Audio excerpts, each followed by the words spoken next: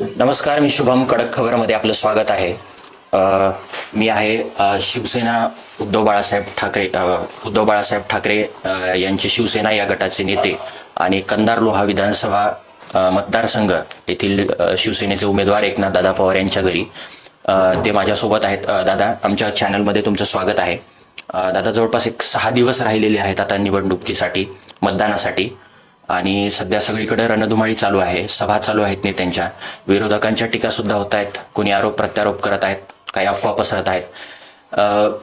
काही दिवसांपूर्वी माजी खासदार प्रताप पाटील चिखलीकर यांची सभा झाली आणि त्या सभेमध्ये ते असं म्हणाले की मला निवडून दिल्यानंतर 2 वर्षानंतर मी कलंबरचा कारखाना परत सुरू करेन.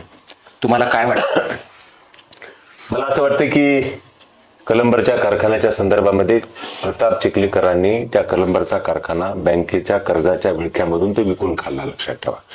आज जे लोकांना हेमंत पाटलांना हाताशी धरून पुन्हा एकदा लोकांना गाजर दाखवण्याचं काम करतायत आणि गेल्या 25 वर्षाचा चिखलीकरांचा जर इतिहास जर बघितला तर 25 वर्षाच्या नंतर चिखलीकरांना असं का वाटावं की मी कलंबरचा कारखाना चालू करावा. याच्या अगोदर त्या कारखान्याचे ते चेअरमन होते. चेअरमन असताना तो कारखाना त्यांना चालवता नाही आला आणि तो विकून खाल्ला. तर मला असं वाटतं की पुन्हा एकदा निवडणुकीचे 2-3 दिवस शिल्लक असताना आज ते कार्यक्रमही त्या ठिकाणी घेत आहेत. तर लोकांच्या मनामध्ये एक आपल्याबद्दलची सहानुभूती निर्माण व्हावी, हा निव्वळ एक स्टंट आहे. लक्षात ठेवा. आणि प्रताप पाटील चिखलीकर एक स्टंटमॅन आहे.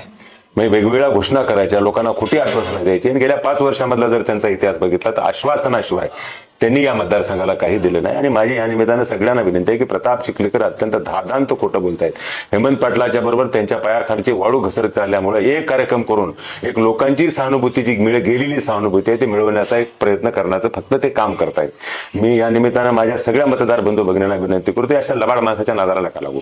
मी तुम्हाला आज आश्वासन देऊ, 100 KLPचा कारखाना आपल्या मतदारसंघामध्ये इथेनॉल असेल, साखर असेल, अशा पद्धतीचा कारखान्याचं मी अभिवचन देतो की येणाऱ्या 2 वर्षाच्या काळामध्ये अशा पद्धतीचा कारखाना या मतदारसंघामध्ये येऊन या मतदारसंघामधल्या हजारो तरुणांना रोजगार देण्याचं काम या निमित्ताने मी करणार आहे. दादा, दुसरा प्रश्न असा आहे की आता जवळपास 6 दिवस राहिलेले आहेत मतदानासाठी. या मतदारसंघामध्ये अफवाचं खूप पेव असतं शेवटच्या काही दिवसांमध्ये. त्याचबरोबर तुम्ही BJP मध्ये होतात एवढे वर्ष, ते काही फोटोज व्हायरल होत आहेत सध्या. किंवा या मतदारसंघामध्ये आता जातीचं जे काही राजकारण आहे, OBC मराठा आहे किंवा मुस्लिम वोटर आहेत, या सगळ्यांबद्दल आता ह्या शेवटच्या दिवसांमध्ये काही अफवा पसरवण्याचं काम प्रसार माध्यमामध्ये ह्या सगळ्या गोष्टी दिसत आहेत. याबद्दल तुम्ही काय सांगाल? खरं तर माझा भारतीय जनता पार्टीचा पास्ट होता. लक्षात ठेवा. आणि जेव्हा भारतीय जनता पार्टीच्या कल्चर मध्ये वाढलो त्यामुळं त्या गोष्टी मी संघाशी संबंधित शाखेत जाणं असेल, कधीतरी एखाद्या कार्यक्रमाला असेल, नॅचरल आलं. लक्षात ठेवा. परंतु गेल्या 5 वर्षाचा माझा जर इतिहास बघितला तर आज हजारो मुस्लिम तरुण माझ्याबरोबर काम करत आहेत. माझ्या आचरणामध्ये, माझ्या विचारामध्ये मुस्लिम समाजाविषयी माझ्याबद्दल प्रचंड प्रेम आहे. त्यांचं माझ्यावर त्याहीपेक्षा प्रेम आहे. आणि मला असं वाटतं की मागच्या लोकसभेच्या निवडणुकीपासून ज्या पद्धतीने महाविकास आघाडी आणि मुस्लिम समाज महाविकास आघाडी आणि माझ्याबरोबर आहे, त्यामुळे अनेकांना असं वाटतं की मुस्लिम समाजामध्ये थोडी स्प्लिट होईल. आणि मला खात्री आहे की मुस्लिम समाजामध्ये असल्या पद्धतीची कुठलीही स्प्लिट होणार नाही. दुसरी एक सगळ्यात महत्वाची गोष्ट की आज मतदारसंघामध्ये OBC मराठा जात बात या विषयावर काही मंडळी चर्चा करत असतील. माझी या निमित्ताने एकच विनंती, या मतदारसंघामध्ये 2च जात आहेत.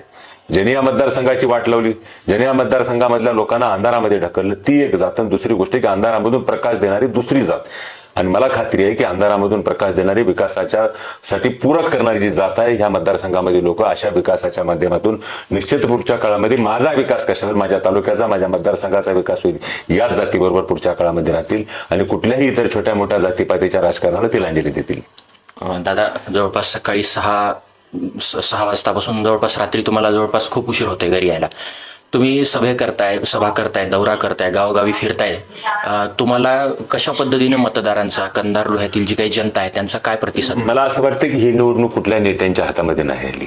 सर्वसामान्य मतदारांनी ची निवडणूक हातामध्ये घेतली आणि सामान्य माणूस या ठिकाणी म्हणायला लागलाय की आता आम्हाला बदल पाहिजे, आम्हाला लोहा कंधारचा कारभारी बदलायचे, अशी जी जनभावना आहे, लोकभावना आहे. लक्षात ठेवा.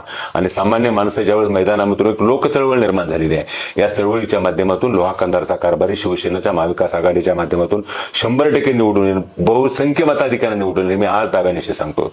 आणि मला खात्री आहे की लोहा कंधारचा जो विकासाचा बॅकलॉग आहे, पुढच्या काळामध्ये 24/7 जरी आपण जर काम केलं 24 तास, तर मला असं वाटतं की कमी पडेल. एवढा लोहा कंधार विकासापासून वंचित राहिला आहे आणि लोक या पुढच्या काळामध्ये शिवसेनेच्या मागे ताकदीने शिवसेना उभा राहतील, महाविकास आघाडीच्या मागे उभा राहतील. लोकांनाही माहिती आहे की महाविकास आघाडीचं सरकार 100% येणार आहे. त्यामुळे इथला आमदार महाविकास आघाडीचा मुख्यमंत्री करण्यासाठी त्यांच्या सोबत असला पाहिजे ही लोहा कंधारच्या लोकांची भावना आहे. त्या पद्धतीने लोक काम करतायत. त्याचा शेवटचा प्रश्न, कंधार लोहा मतदारसंघातील मतदार आहेत, जनता आहेत, त्यांना काय आवाहन करणार? माझी एकच या निमित्तानं आपल्या माध्यमातून विनंती आहे की कुठल्याही अफवावर विश्वास ठेवू नका. कारण कदाचित माझं म्हणणं की माझ्या एक नाव साधर्म्य असलेला एक उमेदवार चिखलीकरांनी या निवडणुकीमध्ये उभा केलेला आहे. तो माझी किती मतं खाईल? लोहा कंधारच्या लोकांना माहिती आहे की एकनाथ पवारांचं चिन्ह कुठलं आहे, मी कुठल्या पक्षाकडून लढतोय, किती नंबरला मतदान करायचे सामान्य माणसाला माहिती आहे, महिलांना माहिती आहे, पुरुषांना माहिती आहे. परंतु या निमित्ताने येणाऱ्या 2-3 दिवसाच्या काळामध्ये त्या दुसऱ्या डमी उमेदवाराचा पाठिंबा दिला अशा पद्धतीचं चित्र या मतदारसंघामध्ये निर्माण करण्याचं का हा रेडीचा डाव खेळायची पद्धत आहे. लक्षात, समोरासमोरून वार करायची हिंमत चिखलीकरांन फॅमिलीमध्ये नाही, लक्षात ठेवा. त्यामुळे माझी या निमित्ताने विनंती आहे, कुठल्याही अफवावर विश्वास ठेवू नका. मी लढणारा कार्यकर्ता आहे आणि या निवडणुकीमध्ये 100% विजय खेचून आणण्याची ताकद माझ्यामध्ये आहे आणि मला खात्री आहे की लोक कुठल्याही अफवावर विश्वास ठेवणार नाहीत. आणि या पुढच्या काळामध्ये खरंच आपल्या लोहा कंधारचं भवितव्य आपल्याला चांगलं करायचं असेल, वाड्या वस्त्या तांड्यावर रस्ते द्यायचे, गरिबाच्या मुलांना चांगलं शिक्षण द्यायचं, दवाखान्याच्या सुविधा निर्माण करायच्या असतील, बेरोजगाराच्या हाताला काम द्यायचं असेल तर महाविकास आघाडीच्या मागे इथली जनता ही 100% उभं राहील. मी या निमित्तानं आपल्या सगळ्यांना विनंती करतो की 20 तारखेला मला आपला आशीर्वाद देऊन या विधानसभेमध्ये आपल्या सगळ्याचं प्रतिनिधित्व करण्यासाठी पाठवावं, एवढीच या निमित्तानं माझी विनंती आहे. जय महाराष्ट्र. तर हे होते आपल्यासोबत शिवसेना उद्धव बाळासाहेब ठाकरे गटाचे लोहा कंधार विधानसभा मतदारसंघाचे उमेदवार एकनाथ दादा पवार. दादा, आमच्याशी संवाद साधलात त्याबद्दल धन्यवाद.